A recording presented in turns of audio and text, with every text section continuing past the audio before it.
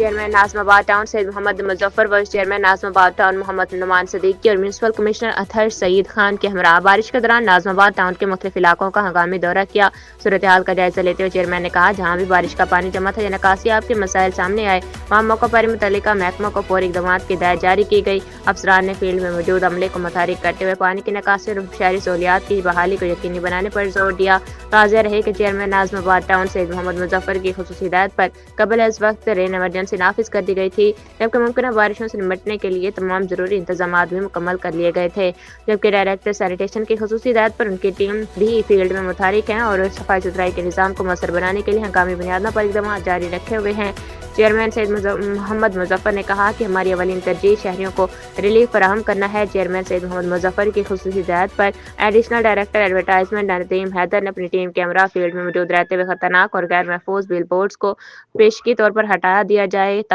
ہے تاکہ تیز ہواؤں اور بارش کے دوران کسی بھی ممکنہ حادثے سے بچا جا سکے۔